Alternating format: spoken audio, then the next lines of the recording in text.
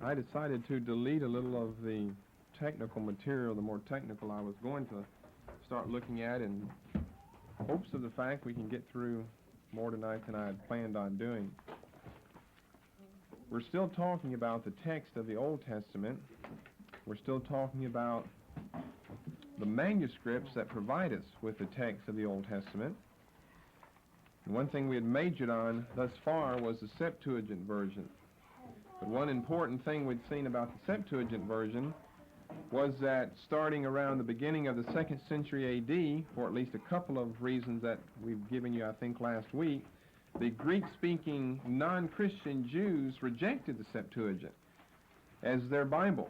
Remember, the Christians were using the way they had translated passages like Isaiah 7:14 in the Christians' favor and against the Jews. And of course, around 100 A.D., we've got the beginning for the standardization of the Masoretic text.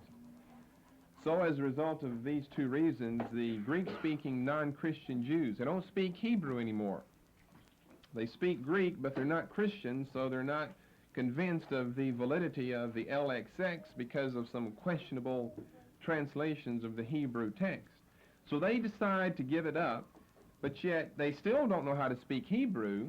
They still haven't converted to Christianity.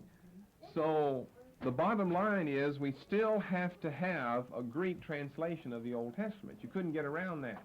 The Jews all over the empire, not just those in Alexandria, but we know that there were a lot of them there, but the Jews all over the exiles still had to have a Bible they could read. And any of the Hebrew copies, they simply couldn't read.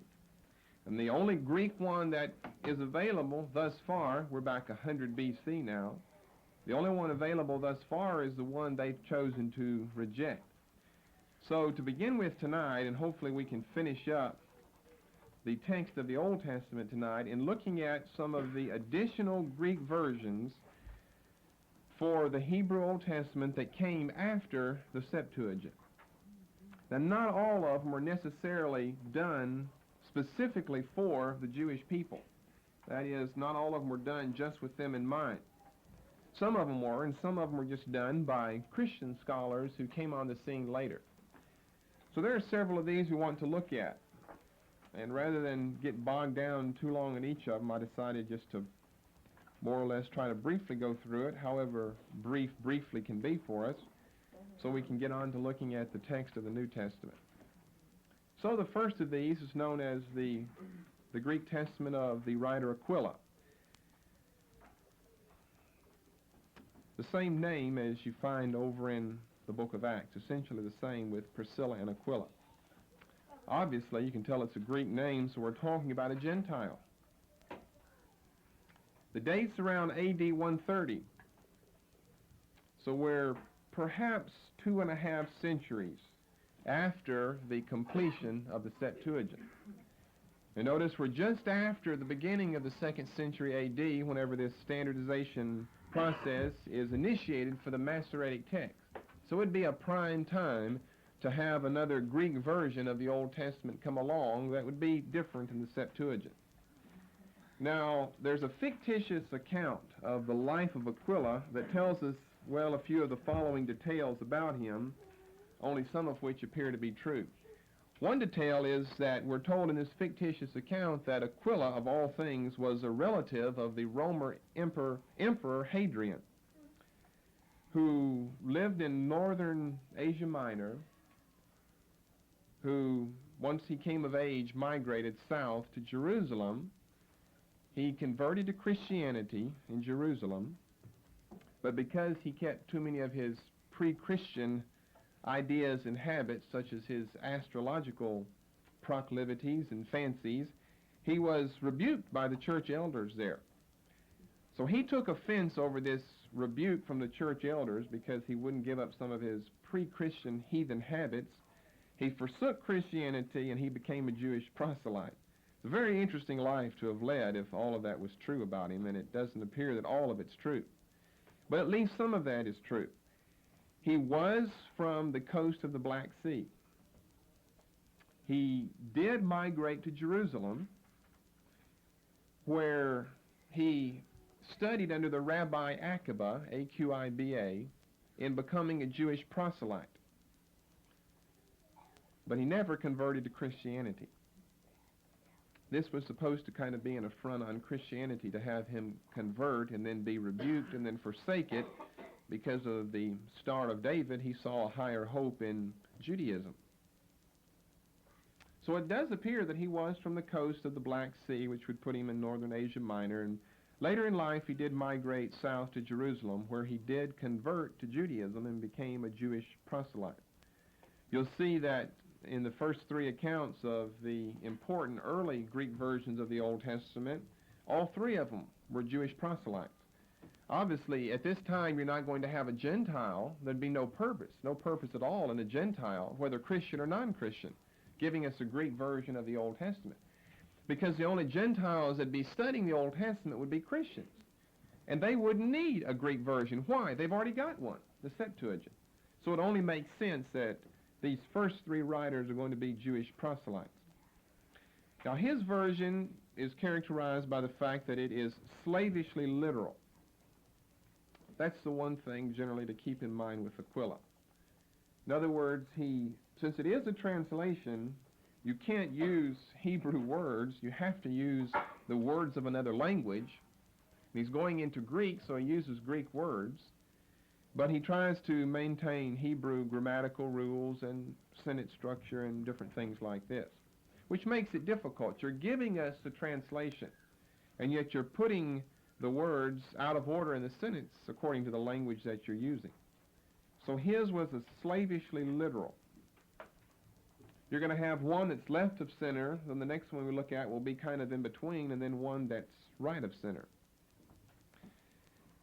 The most important thing about Aquila's version is that it became the official Greek Bible for the non-Christian Jews. In other words, it supplanted the Septuagint as far as the Greek-speaking non-Christian Jewish communities were concerned. And this is done in Palestine. We're talking about in Jerusalem. So it becomes the official Greek Bible for the Greek-speaking non-Christian Jews. Not very much of it survives today at all. The only thing that survives are a few palimpsest fragments from the 6th century A.D. that were found, by the way, in the Geniza in Cairo, which we've talked about earlier. The Cairo Geniza. A few very fragmentary portions of some earlier editions of Aquila in the form of a palimpsest were found that dated around the beginning or middle of the 6th century A.D. Just found not even 100 years ago, of course, the end of the last century. So Aquila's is important because it's the first one, if we don't consider the Septuagint, which the Jews at this time weren't considering at all. And secondly, it's important because of its literal rendition of the Hebrew. And thirdly, and most importantly, it's recognized as the official Greek Bible for the non-Christian Jewish community. Okay, a second Greek version. See, we did that real quickly. I could have gone on and on about Aquila's version. Looks like we'll probably get a lot done tonight. So there'll probably be a lot of writing tonight, in other words. The second version is known as that of Theodotion. It's dated A.D. 170. So we've got just about a half a century after the earlier work of Aquila. Now, just like with Aquila, there are conflicting accounts of his life. It tells us a lot of famous people to whom he was related and different places that he traveled. And without getting into all of that, again, a lot of it seems to be shady, like the accounts of Aquila. It appears that he himself, again, was a Jewish proselyte who lived in the Asia Minor city of Ephesus, the city made famous by Paul's writings as well as John's residence. Now, Theodotion didn't produce a new, original Greek Bible like it appears that Aquila had done. But it seems as though he simply revised an existing Greek Old Testament. There are three guesses on what Greek Old Testament that was. The first and the obvious guess, since he's come about 50 years after Aquila. We've had enough time elapsing between Theodotion and Aquila for there to be a need of the revision of Aquila's work. So the first and the most obvious guess would be that what he's done, rather than writing his own Greek Bible, go back to some Hebrew manuscript and just translate it right into Greek. He didn't do that. He evidently has gone back to some Greek version that came before him and kind of updated a Greek version before him. The first guess is he went back to Aquila's work. He took Aquila's work and kind of worked with it a little bit and updated it. A second assumption, this is the one held to by Unger, is that Theodotion's work is nothing but a revision of the LXX, where he would obviously go change those passages like Isaiah 7:14. Those would be the passages that he would change, those that would be a problem to the Greek-speaking non-Christian Jews. Bruce's suggestion, which probably is the right one, but we really don't have any way of knowing, is that he revised another Greek version of the Old Testament, one of which we know nothing about. We don't know the name of it. We don't have any fragments of it. We don't even have a recension of it unless Theodotion's is a recension of that unknown ancient Greek copy of the Hebrew Old Testament. So what he would do, regardless of whether we're talking about the LXX or Aquila or some other third party, an unknown Greek version of the Old Testament, he just went back and corrected that Greek version where he felt that the Hebrew necessitated a correction. He would have to have some Hebrew manuscript before him, obviously. You can't translate from Greek into Greek. If it's Greek, it's Greek. But he would take whatever version he had, like the LXX, and then he'd take the Hebrew along with it, some Hebrew manuscript, again, from what textual tradition or family, we don't know. Maybe from Masoretic, since they've already been working on it now for about 70 years, but which one that is, we don't know. And then he'd go and compare the two. And if he found something that either he didn't like or he thought was maybe a little off, then he would revise it in his new edition, which came out around AD 170. A particular peculiarity of his is his frequent transliteration of Hebrew words. When it came to Old Testament Hebrew names of people and places, many times he didn't give us a translation. He just gave us the Greek letters that stood as equivalents for the Hebrew letters. In other words, he just transliterated. Now his is kind of in between Aquila's as far as the way it was rendered. You could say conservative versus liberal. And you can't think in the terms of theology that if you're conservative you're good and you're liberal you're bad, because if someone's conservative in their translation, it's Aquila. But you can be a slave in your conservatism, which is what Aquila was, so that you can hardly read what you've written. That's what Aquila's version ended up being. Since you're using Greek words but you're using Hebrew grammar, Hebrew sentence structure, and the order of the words there, then it becomes very, very difficult to read. So Theodotion's kind of falls in the middle. From the 4th century onward, the Christians, now we're not talking about Jews now, the Christians from the 4th century AD onwards used his text for the book of Daniel. It was felt to be better than that of the LXX, which was their Bible up until that time. And it still was afterwards, with the exception of Daniel and possibly Ezra and Nehemiah. It appears that in the later codices of the Christian era, which were done by Gentile Christians and not proselytes to Judaism, that in Daniel and Ezra and Nehemiah you've got something that approaches the writings of Theodotion as opposed to the LXX. Okay, then a third Greek version is the version of Symmachus that came 10 years after Theodotion. I think most of these names are probably on your outline somewhere. Symmachus, Symmachus, Symmachus. Symmachus was a Samaritan convert to Judaism. So he had some Jewish blood in him. Aquila and Theodotion didn't. Those aren't Jewish names there, Aquila and Theodotion. Those are Gentile names anyway.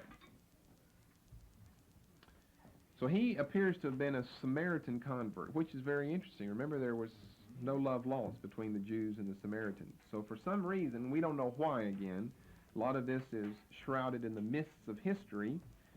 He converted over to Judaism, and he produced a very accurate, a very smooth reading Greek copy of the Hebrew Old Testament.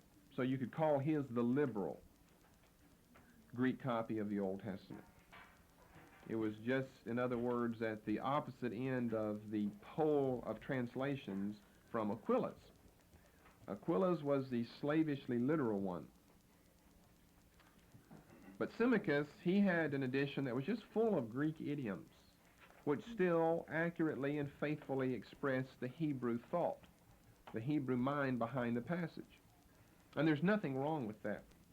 As a matter of fact, that's the way the better translations today have been done, following in the footsteps of Symmachus.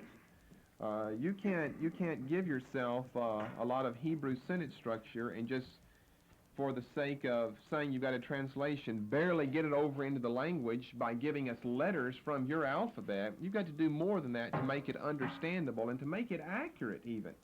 You can say, well, I'm trying to stay with the Hebrew laws of grammar to really make it accurate, but it'll make it inaccurate whenever you go into another language. So Symmachus, more or less, is the founding father of the correct way to translate Bibles. It's full of Greek idioms, but yet these Greek idioms still express the Hebrew thought. I have a quote from the early writer Jerome. He passed judgment on these three versions to let you know what he thought about Aquila and Theodotion and Symmachus. You'll generally find these three names right together. You see that they're all coming within just a half a century of one another, all in the 2nd century A.D. From 130, 50 years later, to 180 A.D. And here's what Jerome had to say in contrasting them.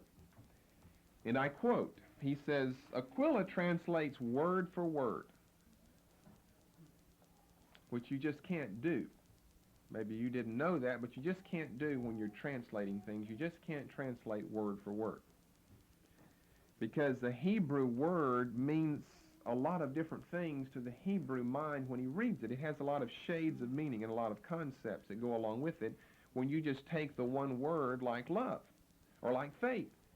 Well, they didn't really have the word faith, but let's take the word faithfulness. But yet when you're going to bring it over into another language, it means so many different things that maybe you'll get 4 words.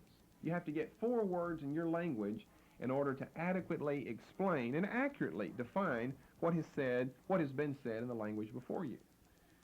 So Aquila translates word for word. Symmachus follows the sense. And Theodotion differs slightly from the Septuagint, which has caused some people to think, according to the theory of Unger, that perhaps that early edition that Theodotion simply revised was the LXX, due to this comment that Jerome makes about it, which may be true and may not be true. And by the way, you see he stuck Symmachus right in the middle. Jerome used Symmachus in his version, in his translation of the Old Testament. He fell back up on that oftentimes. And what he says about Symmachus is right, and what he says about Symmachus is good, that Symmachus follows the sense. He's not going to give you a perversion of the passage. It's just that he's not going to translate the word black with the word black and white with the word white, because sometimes you don't have a word that corresponds to the word they use. And so what do you do in a case like that? Give us the sense. What did the prophet mean when he said that? Not your interpretation. We're not talking about an interpretation. We're talking about what was the flavor of the passage as it was originally set down in writing. What was the sense of it? Symmachus gave that, and that's what the better translations and versions do today. So those are the first 3, the earliest 3, not counting the LXX. The Jews have rejected and repudiated that. The non-Christian Jews, the Greek-speaking ones, these are the first 3 earliest ones, and you'll generally find them together as Aquila, Theodotion, and Symmachus. Okay, a 4th one is known as Origen's Hexapla. Hexapla, Hexapla. Done around AD 240. Origen, he was one of the leading theologians in the Alexandrian school of thought, who in his later life took up his residence in Caesarea in Palestine. And it appears that this work was done in his later life, and it was done in Caesarea and not in Alexandria. Now, Origen's problem was Aquila, Theodotion, and Symmachus, as well as perhaps, according to Bruce's theory about Theodosian's early manuscript that he used to base his recension on, that we've got way too many Greek versions now. And everybody's trying to give us a Greek version of the Old Testament. And how do we know who has really faithfully preserved the text as the Hebrew gave it to us? And so what Origen proposed to do was to gather together in one huge volume. Well, it's not a huge volume, it was in 50 volumes, but in one huge monumental task of his, these various Greek versions which have come before him. So by the time of Origen, the middle of the 3rd century A.D., we have at least 3 Greek textual traditions for the Old Testament, at least 3, and perhaps as many as 5. Assuming that what Unger has said is right about Theodotion and his revision of the LXX, the at least 3 would be the LXX, Aquila's version, and that of Symmachus. So that's at least how many we have to have. Assuming that Bruce is right instead of Unger about Theodotion and his work, then you could have as many as 5. The LXX, Aquila, Theodotion, Symmachus, and then that mystical work, the one that's been lost, of which we know nothing, that's behind the work of Theodotion. If that's true, you're going to have as many as 5 Greek textual traditions for the Old Testament. So this just gets too many, according to Origen. And he wants to organize and systematize things and get things down in a proper way and manner and order so that he can see what's been said in the past and so that others can see as well. So in this great work of his known as the Hexapla, he gives us a Bible. It's the Old Testament with 6 columns. And I want to give you what is in each of these 6 columns. You can see the word 6 in Hexapla. That's what the word means, 6-fold.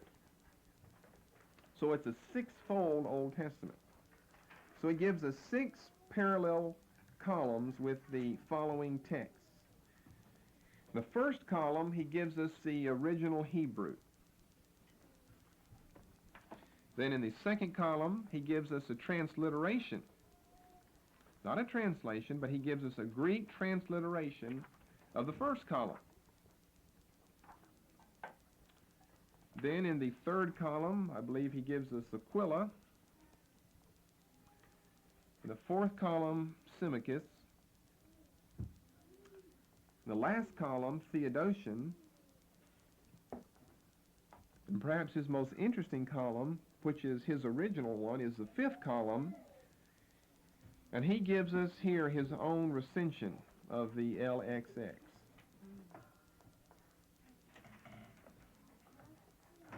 Now, it's been preserved in several different ways. One is in a group of fragmentary manuscripts in a library in Milan. And here, as you can see, the 6 columns here, and here's a copy. Now, this wasn't the actual work. This was a copy of the work. You see the different columns here. So this is a copy of a copy of a copy of Origen's Hexapla. It was a huge work. 6,000 folios that took up 50 volumes. Now, do you remember what a folio is? What's a folio? One page folded in half, which gives you 2 leaves, this leaf and this leaf, or 4 pages, as we would count, this side and that side. You can take a book like this. If you've got a hardback book out there, you open it up and look right here. You can see where the pages have been folded. A lot of people think these are just pages stuck in here. No, they're not. These are pages that have been folded together. And what do you call it when you get a number of the folios together? What do you call that? No. A number of folios together is a quire. And then you put the quires together and you form a codex then. And if you have a hardback book like this has 1, 2, 3, 4, 5, 6, 7, 8. It's got 8 quires. And you can open in the middle of a quire. That's the books will generally fall open. And you can see where the stitching has been done that holds it together. So we're talking about a huge book if you've got 6,000 folios.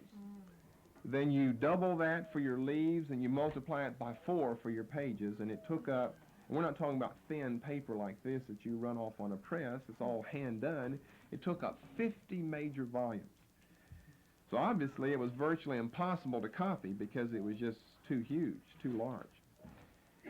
Now the original copy was housed at Caesarea, and it appears to have lasted for quite some time, from the year 240 until the Islamic invasion of Palestine in 638.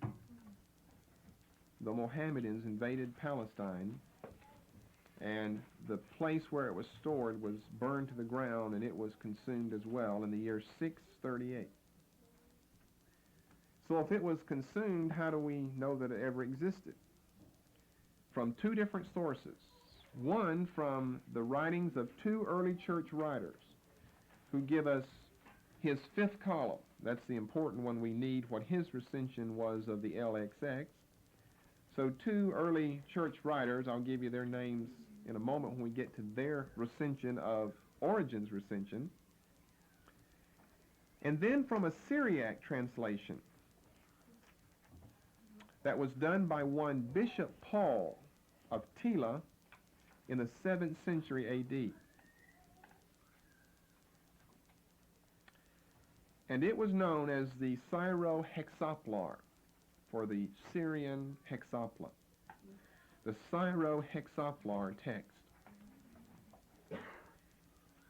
was produced evidently around 616 or 617, which would be the beginning of the 7th century A.D. And it's been copied and been copied. As a matter of fact, what I just showed you here is a copy of Bishop Paul of Tila's Syro-Hexaplar. This is the copy. One of the copies that is in Milan. Now there's another one. Here's another, and this is called the Syro-Hexaplar of 697. This is another rendition of that. Here you've got over in the margin, instead of the columns up and down this way, you're going to have it over here in the margin, but that are still giving us the basis for an understanding of Origen's hexapla. You see, what's that date? 697, I think? That's not very long after. That's a very, very early manuscript there, because it was done around 616 or 617 in Egypt. So that's a very, very early manuscript. Then there was another one known as Codex Saravianus.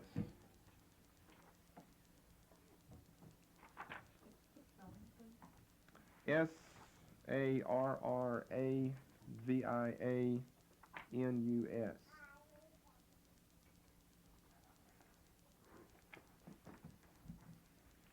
This one was very similar. It's a partial manuscript, the same as the Milan one. I don't know, this book might not have it. I don't see it in here. Oh, there it is. It's very beautiful, very clear. This is just part of it. If you write too big, you can't have all of it on one page. You'll have to go from one page to another. So that was a monumental work known as Origen's Hexapla, done around AD 240. It's too bad we don't have more of it, because it gave us completely what he understood as the original Hebrew text. And remember, there's no such thing as the original Hebrew text. No one has the original, but what did he feel to be? What Hebrew text was he using? Well, we don't have a lot of that left, as well as giving us the work of Aquila and Theodotion and Symmachus. Now, he also later on did another work called a tetrapla. Tetrapla, meaning 4, where the first 2 columns were omitted, the Hebrew and the Greek transliteration of the Hebrew, which would leave us with the 3, Aquila, Symmachus, and Theodotion, and then his own recension of the LXX. It was known as a tetrapla. Not nearly as famous as his huge masterpiece known as the Hexapla. So that's probably one of the most important ones done. since the time of the LXX. Because it's not just one. He gives us all the others as well. That's what makes it so important. Now, it doesn't have the LXX in it, which we really don't need because we've got plenty of manuscripts of the LXX. It gives us his recension, his edition of the LXX, where he would change a few things himself. But it was a monumental task for that day. Can you think of sitting down and writing 50 volumes, 6,000 of these folios? Just a tremendous undertaking. That's why he waited until he was older in life and I guess retired and moved away from Alexandria and got up to Caesarea. Once he got up there, he had a little more time, so I suppose he sat down and began to write. And how long it took him, I don't know, and I don't know that anybody knows. But it lasted for a couple of centuries until it was destroyed by those heathens of the Islamic faith in 638. But it lasted for a couple of centuries until it was destroyed by those heathens of the Islamic faith in 638. Okay, another edition, the fifth Greek version of the Old Testament, in addition to the LXX, is known as the edition of Hesychius, Hesychius.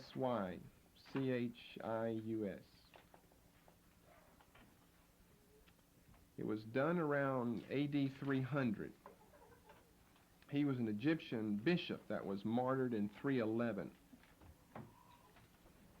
And all that survives is a recension of his work found in the quotations of the text of some of the writings of the early Egyptian fathers like Cyril.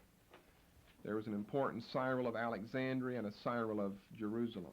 So there were two important Cyrils, but the Egyptian Cyril was one of the early church leaders in Alexandria after the time of Hesychius, and he gave us a recension in some of his quotations as well as some of the other fathers. You have to kind of piece it together, in other words, of the work that had been done before him.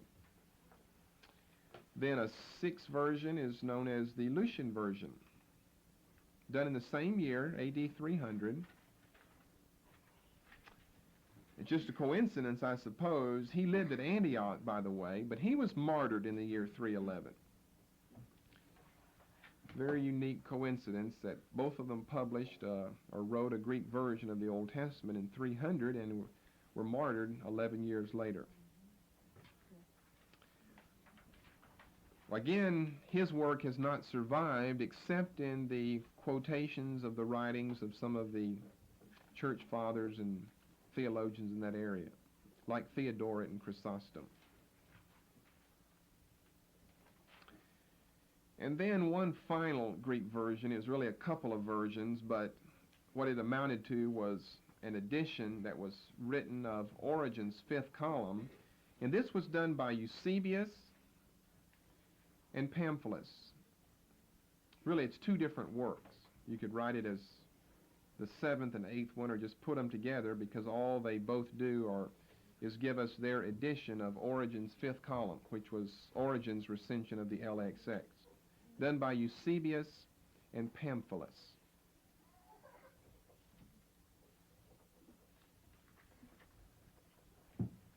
All right, now, if you've got any questions on that, ask them. If not, that makes us through with the text of the Old Testament. And I want to start looking at the text of the New Testament. That 50 volume set of Origins, that would have been on papyrus? Mm-hmm. All done on papyrus. So huge. That's why you couldn't carry it around under your arm or in your back pocket or even on a donkey with that many volumes. And that's why no one else is about to copy it. Let's preserve Origen's work for him. I'll sit down and copy it today. No, you don't have any copies of his work. Nobody's fool enough to sit down and copy his work. Only Origen was strange enough or retired enough to have the time to sit down and write it. So that's why I guess everybody held on to it for about 4 centuries until the Islamic people come along and ransacked the city and burned the place to the ground where it was stored, and it was consumed as well. Okay, let's move on to the New Testament text then. Now, we're not going to have nearly as much to say about the New Testament text because the New Testament Christians didn't have Masoretes to do their work for them. The copies were generally done by private individuals. And of course, you remember that our studies took up a lot of time in the area of looking at the Masoretes. So we don't have a group of official scribes to look at. And another thing that's going to limit the time we spend on the New Testament text is that we don't have any great, fantastic, recent discoveries like the Dead Sea Scrolls. It took us a while to look at that as well. So it shouldn't take us very long at all. Basically, we want to restrict ourselves to looking at the 4 categories of manuscripts that we've given you before, the papyri, the uncials, the minuscules, and the lectionaries, in trying to determine where is the best and where's as close as we can get to the original text for the New Testament. Later on, we're going to come back to versions and translations, and we'll look at some more witnesses to the Old Testament text besides just the Greek translations that we've looked at, because there are other witnesses that were done in other languages beside Greek, but they aren't nearly as important as the Greek ones for giving us a reliable history of the text of the Old Testament. So we will come back later on to look at some other witnesses when we start looking at translations and versions. Okay, and we'll do the same for New Testament as well. The New Testament was put out in other languages besides Greek, obviously. Okay, tonight I want to start looking at the papyri and see how far we can get. We can even get through the papyri. Now remember, all of it's being done on papyri. But remember, the papyri refers to certain things. What does the papyri refer to? What? Okay, the oldest ones, the first few centuries, like from the 1st to the 4th century. We're talking about the papyri. Because even after that, you're not retreat in what your discoveries have shown you in the past and go back to parchment. You're not going to do anything. You're not going to change at all from then on out until you get to the time of paper, and that's beyond what we even need to be looking at now. So papyri, we're talking about back at the very beginning. We're talking about the 2nd, 3rd, 4th century A.D., which means that what we're going to be saying about the papyri and those papyri that we look at are going to be very, very important because they're so early. Now there are 4 areas I want to look at with the papyri that go by 4 important names. This is fairly easy to remember. We're going to start looking at John Ryland's papyri, then the Bodmer papyri. I think these are on your outline. I don't have an outline with me.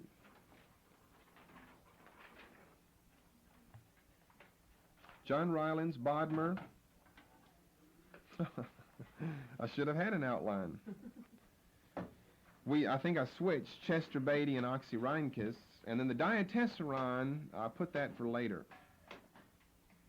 That's on page 8. See, I haven't even looked at this in months. We've really changed it around. You probably have looked at it every time you come. I know what we're going to be on, and sure enough, we're 5 pages later that night. The text of the New Testament. We're supposed to talk about the date, the authors, the messengers, and we're supposed to be talking about these 4 divisions, the papyri, the uncials, the minuscules. We've already talked about all that before. Scroll, codex. So anyway, we're down to number 3 then. I may have to give up doing outlines. Maybe that's why I didn't do an outline for our latest class, is I just get too far off of it. So there you can see the way things are spelled, but I'm sure I'm going to say a lot more than, well, that's right, this is another one. I'm sure I'm going to say a lot more than what you've got down there, but at least you can find out where we're headed. So we're going to do it in the order of Rylands, Bodmer, Beatty, and then Oxyrhynchus. And the Diatessaron is, it's really something else. The Diatessaron was the first harmony of the Gospels that was ever written. So because it was a harmony of the Gospels, of course it gives us a text for the New Testament. But because it wasn't a specific manuscript, such as Rylands or Bodmer or Beatty or some of the others, but rather it had an important function in giving us a parallel account of the Gospels, and we'll probably look at it under another connection. John Ryland's Papyrus number 457. And it's also known as P52. Very important one to remember. The most important one of all the ones we're going to look at for the papyri is P52. Remember, we gave you from about P1 to P76 is about how many papyri we had. And then recently there were a few more, like 5 more, that pushed the number up to around P81. No one really knows yet what P77 through P81 is all about because they've not been published. But P1 through P76 are well known, or at least known, and some of those are well known, and the most important one is P52, John Ryland's Papyrus number 457. Okay, a little history of P52. This is where we get. You've got your New Testament there before you. Where did you get your New Testament? You didn't get it from the actual letter that Paul wrote. We don't have that letter anymore. We have to go back to these early manuscripts like this. So that's why they're so important. It was acquired in Egypt by B.P. Grenfell in 1920. And it's now located in the John Rylands Library at Manchester College in England. That's where it gets its name, John Rylands Papyri. It measures about 3.5 by 2.5 inches. Inches, we're talking about very, very small. It has no marks for accents. It has no marks for breathing. It has no marks for punctuation.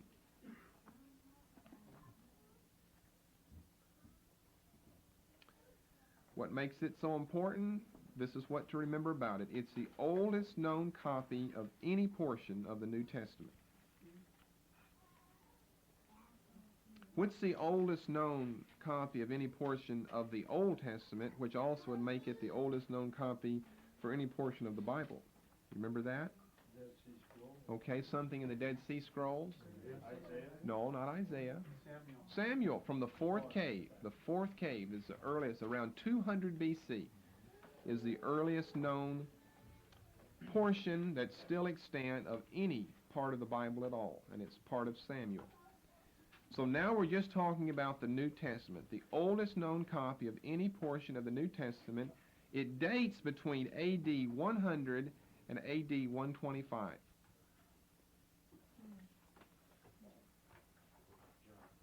It's the book of John. And what makes it doubly remarkable is that John was the latest of all the New Testament writers. Hallelujah. It'd be one thing if that was a copy of James, who was the first of the New Testament writers. But John probably just wrote it around AD 90.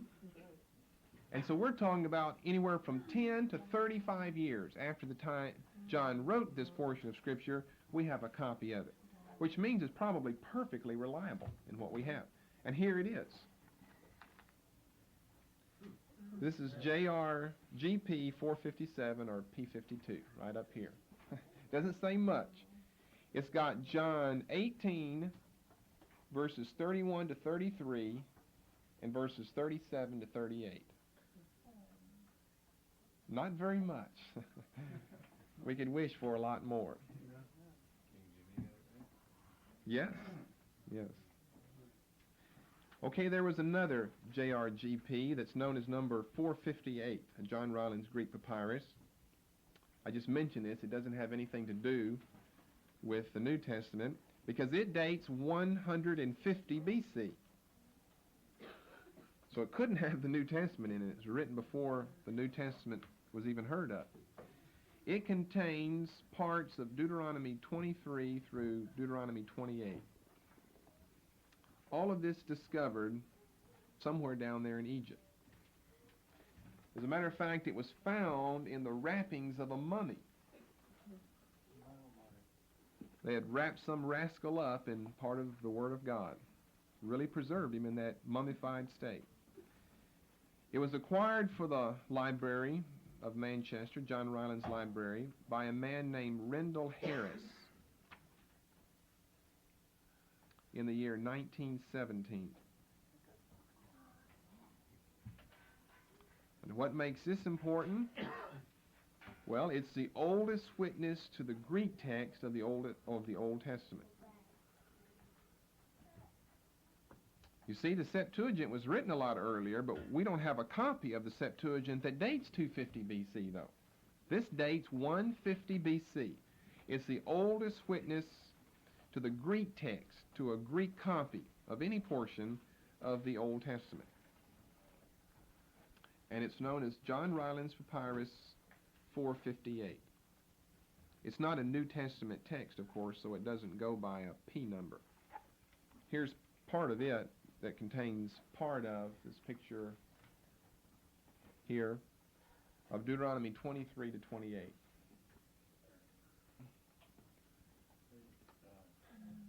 These are ancient manuscripts here that our Bible is based upon, so it makes them important. So, John Ryland's Papyrus P52 ought to be easy to remember.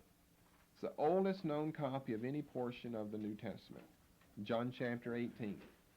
Just about 5 verses from John 18.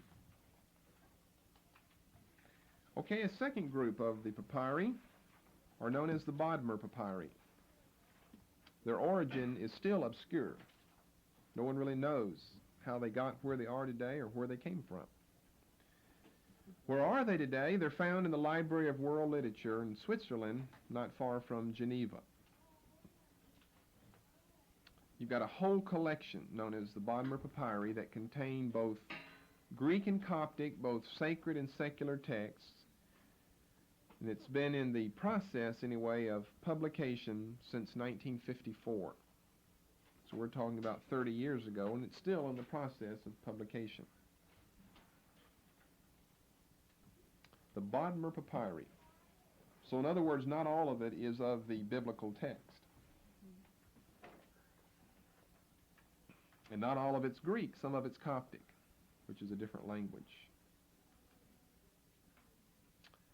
Now there are 4 important papyrus under the Bodmer collection.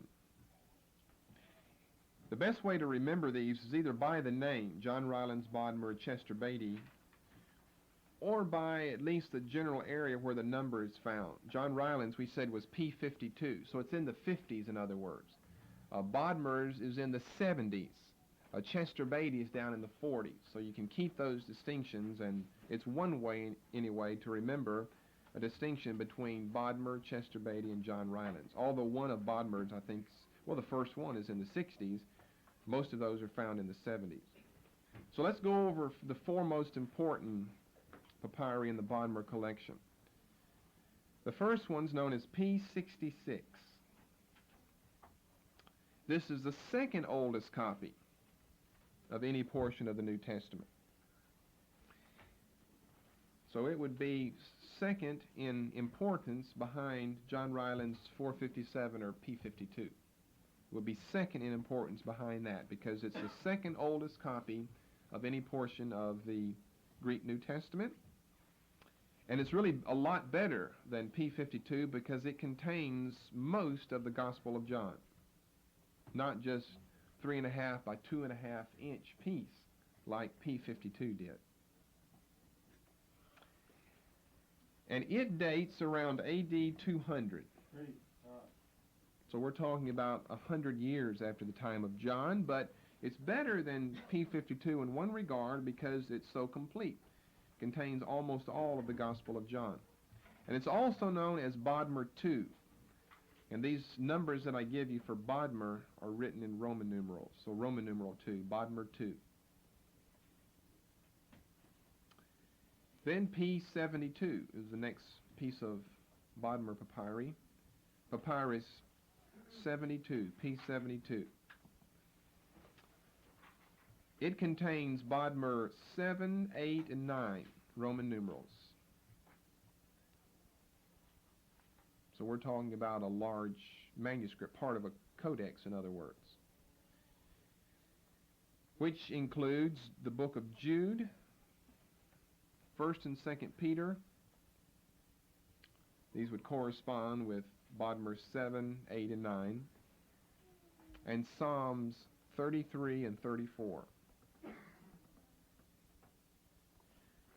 plus about a half a dozen apocryphal works. And it dates sometime in the early 3rd century. So just a little bit after AD 200, a little bit after P66. Sometime in the 3rd century AD.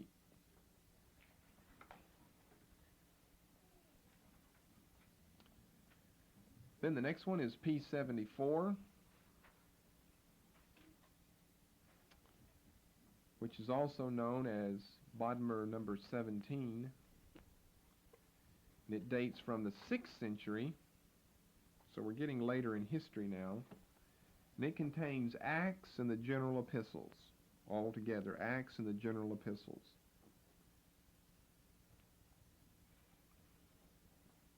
And then one final one is P75. It contains Bodmer 14 and 15 of Luke and John from the 3rd century. So by far, of the 4 Bodmer papyri, the most important one's the first one, P66. So there in Bodmer you've got 60s and 70s. Back in John Ryland's you've got 50s, so there is a distinction. Here's a portion. This is a very bad portion, but it's a portion of P66. There's a lot better portions. There's a lot more than that, because we're talking about most of the Gospel of John. Here are just some fragments that are used. This is a seminary textbook, a manual, just as you study New Testament textual criticism. So you're supposed to translate what's on here and study it in textual criticism.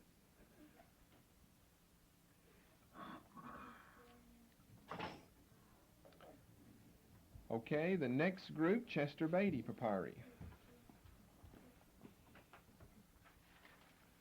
Chester Beatty Papyri. In 1930, some natives in Egypt discovered fragments of 11 codices that date from the 2nd to the 4th century AD, which we divide into 2 sections, 8 codices and the remaining 3. 11 codices from the 2nd to the 4th century AD. In the first 8 codices are contained portions of the Old Testament as well as some Old Testament Times apocryphal books, which include the following: Genesis, Numbers, Deuteronomy. You see, we're studying the text of the New Testament, but a lot of times you see that some of the Old is contained in this as well. Genesis, Numbers, Deuteronomy, Isaiah, Ezekiel, and they're still, of course, important. Daniel, Esther, Jeremiah, 1st Enoch, and Ecclesiasticus. The discovery was announced by Kenyon, Frederick Kenyon was one of the early textual critics, on November the 17th, 1931. But those 8 of the 11 aren't the important ones. The important ones are the remaining 3. We've got 3 remaining codices that contain portions of 16 New Testament books. It is found in 3 codices.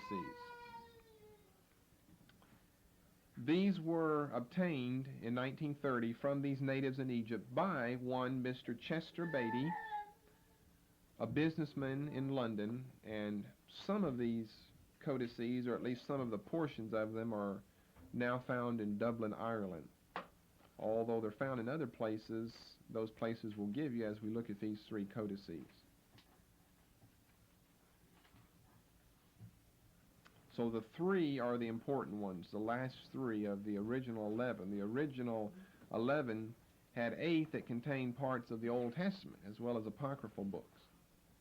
But the 3 other ones contain portions of at least 16 New Testament books. And these are all in the 40s, the P numbers. So you're different from Ryland's in the 50s and Bodmer in the 60s and 70s. They're all in order: P45, P46, P47. P45 has 30 leaves of the original 220. You can count the leaves up that you have and generally find what the original number was. And of course, it'll always have to be an even number so that 2 can go into it. 30 leaves of the original 220 with the following books: Matthew, John, Mark, Luke, and Acts. It's dated around AD 250. Part of it's found in Dublin, Ireland. Part of it's found in Vienna.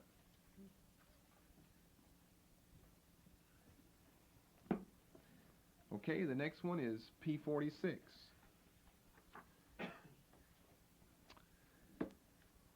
Where we have 86 of the original 104 leaves. So this is almost totally complete. Contains the following books: Romans, Hebrews, 1st and 2nd Corinthians,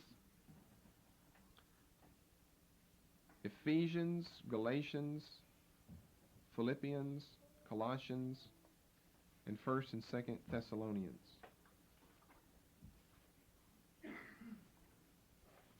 This, as well as P45, is dated around 250 AD. 250 AD. And you might want to open up your Bible to Romans 8, and I'll read you part of P46 to show you how close it is to what you have after this many centuries. You can compare it as I read, you read along. Romans 8:15b through verse 25. Now, it's not in the King James style, it's in the style of the ASV. If you had an ASV version, you'd see how it compares even more. But it will compare very closely to your King James version if that's what you have. So here's P46, part of P46 that would contain most of the book of Romans. This is from Romans 8:15b through verse 25. Ye receive the spirit of adoption, whereby we cry, Abba, Father. And I'm reading this just to show you the close similarity, because we're talking about AD 250 as compared to the 20th century. Hallelujah. The Spirit itself beareth witness with our spirit that we are the children of God. And if children, then heirs of God and joint heirs with Christ. You wouldn't have to read along. You know Romans 8 well enough to know this sounds a lot like Romans 8. You wouldn't guess Malachi or something if I read this to you. If so be that we suffer, that we may be glorified with him. For I reckon that the sufferings of this present time are not worthy to be compared with the glory which shall be revealed to usward. For the earnest expectation of the creation waiteth for the revealing of the sons of God. For the creation was subjected to vanity, not of its own will, but by reason of him who subjected it, in hope that the creation itself also shall be delivered from the bondage of corruption into the liberty of the glory of the children of God. See, it's a little bit different there. For we know that the whole creation groaneth and travaileth in pain together until now. And not only so, but we who have the first fruits of the Spirit also groan within ourselves, waiting for the redemption of our body. For in hope we were saved. But hope that is seen is not hope. For who hopeth for that which he seeth? But if we hope for that which we see not, then do we with patience wait for it. Very, very similar. So obviously the New Testament's been preserved in a reliable manner, in a reliable fashion. One interesting thing about P46 before we go on is the position of the book of Hebrews. It's very interesting, the position of the book of Hebrews. It's in the position as I gave you, from Romans through 2nd Thessalonians. In other words, Hebrews is stuck right at the very beginning of the obvious writings of the Apostle Paul. So it's been suggested that Paul was the author of the book of Hebrews, or why stick it among the other writings here? Now, if you have read the first verse of Hebrews, you know it doesn't say anything about Paul writing it like the other epistles of his happen to. But at least it shows us that the Egyptian Christians felt in the middle of the 3rd century AD, which is not far removed from the time that Hebrews was written, that Paul was the author of it. For the most part, the order that I gave you there is in a descending order of length, although I think Hebrews really should be in between 1st and 2nd Corinthians to really get the length perfectly. You can't divide up 1st and 2nd Corinthians, so they've left it just like that. One suggestion on why Paul's name is not attached to the epistle is that perhaps the tag that contained his name fell off after the epistle was originally written, and yet it was still placed in the Roman box that was known as, really it was a cylinder, known as a capsa, where Pauline writings were stored. Then the final one, P47, has 10 out of 32 leaves of Revelation 9:10 through 17:2, and it's dated sometime after 250 AD. It's in Dublin, Ireland, and by the way, part of P46 was acquired by the University of Michigan in Ann Arbor, which is where it's found today.